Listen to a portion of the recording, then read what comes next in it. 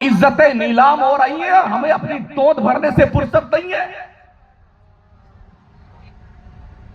साल भर के उर्स के खर्चे हिंदुस्तान के जितने उर्स होते हैं इकट्ठा कर लो तो हिंदुस्तान के हर स्टेट में एक यूनिवर्सिटी मुसलमानों की बन सकती है।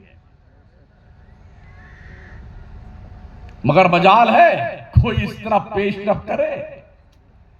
अगर कव्वाली हो और चंदा करने निकल जाओ तो जो 5 रुपया देता है वो 5100 देगा हजरत। हाँ हाँ, बढ़िया कव्वाल बुलाना, और हाँ कव्वाल के साथ कव्वाला भी आनी चाहिए। जी बिल्कुल। मतलब जितना सज धज करके कोई दुल्हन नहीं जाती होगी अपने ससुराल, उससे ज्यादा टीप टाप करके वो मैडम यहां तशरीफ लाती हैं स्टेजों पर। रात भर कव्वाल साहब और कव्वाला साहिबा वो उसको दुल्हा बनाती रहती, वो उसको दुल्हन बनाता रहता है। और इतनी लंबी लंबी दाढ़ी रखने वाले, छोटी छोटी दाढ़ी रखने वाले सारे इज्जतदार लोग, वाह वाह वाह वाह, क्या बात है, क्या बात है, क्या बात है। अरे भेजा खराब होगा तुम्हारा। आप मुसलमान हैं, वेश्या टाइप औरतों को, वो बेनमाजी गुंडे मवाली टाइप के शराबी कव्वाल मेंबर रसूल पे आकर के अल्लाह वालों के पाकीज़ा दर पर जहां से इस्लाम फैलाया गया था वहां से इस्लाम का मजाक उड़ाया जाता है, और तुम बैठ करके उस मजाक में हिस्सा लेते हो। क्या गैरतें मर गई हैं तुम्हारी? क्या बात है। लोग कहते हैं ख्वाजा साहब क्या कव्वाली होती है।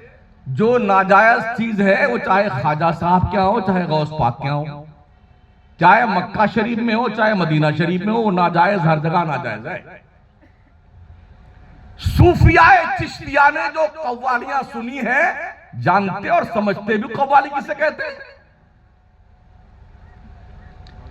महफिले समा का जो इनेकाद हुआ है ना,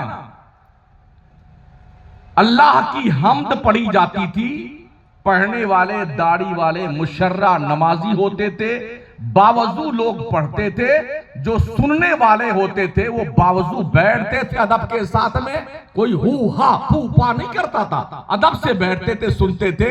ये काम था सूफियाए चिश्त का, जो अल्लाह के पाकीज़ा शान में कहे जाने कलमात वाले कलमात सुना करते थे, जिसको महफिले समा कहते हैं। आज हारमोनिया, टुनटुनिया, झुंझुनिया, पू पू पू पू पू पू पू,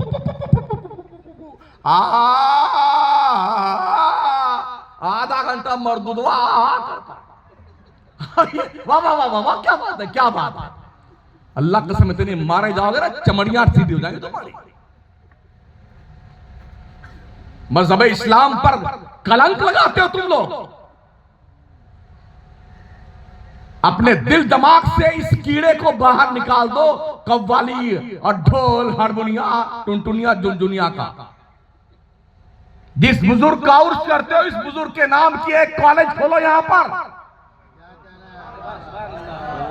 और अपने बच्चों और बच्चियों के लिए सिस्टमैटिक ढंग से क्वालिफिकेशन का इंतजाम कीजिए। बाज़ाब्ता तौर पर स्कॉलरशिप जारी कीजिए।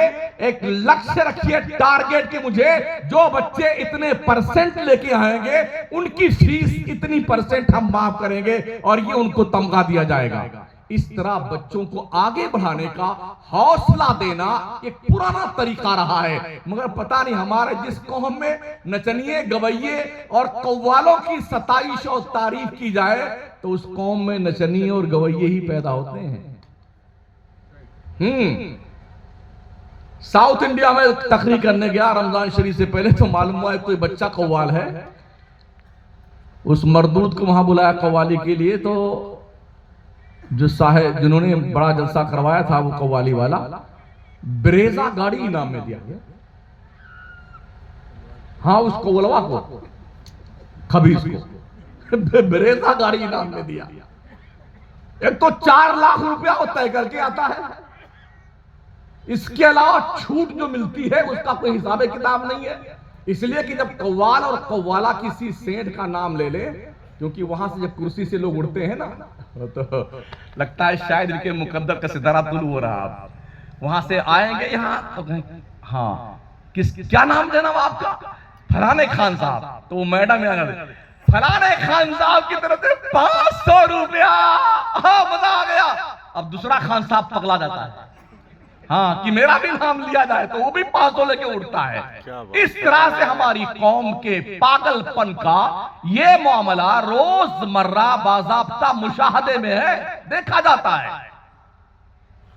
मस्जिद के नाम का चंदा लेने जाओ, हाँ, 5 रुपया ले लीजिए साहब। मदरसों का हाल ये है, कहीं की ईंट कहीं का रोड़ा, भानुमती ने कुंभा जोड़ा। बड़ी मुश्किल से चंदा आता है, कैसे कैसे मदरसे बनते हैं। हमारे बेचारे मौलाना लोग कितनी मेहनत, यहाँ कलकत्ता, लुधियाना, दिल्ली, बंबई भागते भागते चप्पलें फट जाती है 10-10 और 20-20 रुपए इकट्ठा करते करते। इतनी मेहनत करते हैं, फिर भी ढंग के कमरे नहीं बन पाते हैं सुसज्जित। खिड़की लगी है तो कुंडी अभी नहीं लग पाई। एक जगह इस्तिंजा करने मदरसे के उसमें इस्तिंजा खाने में गया, बैठ तो गया, बाद में मालूम पड़े में कुंडी नहीं है। तो एक हाथ को ऐसे टिकाना पड़ा कोई घुस ना जाए। अल्लाह का शुक्र था कोई आया नहीं उस वक्त। ये हालात हमारे मदरसों के हैं। इसलिए उलमा से गुजारिश है, मदरसों को हाई फाई बनाइए, तालीम ढंग की दीजिए। इसलिए कि इस दौर में चटाई पर बैठकर पढ़ने वाले का तस्वुर खत्म हो चुका है। बेंचें लगवाइए, एसी लगवाइए कमरे में, कूलर लगवाइए, कैमरे लगवाइए, कूलर पानी मशीन लगाइए ठंडा पानी पीने की।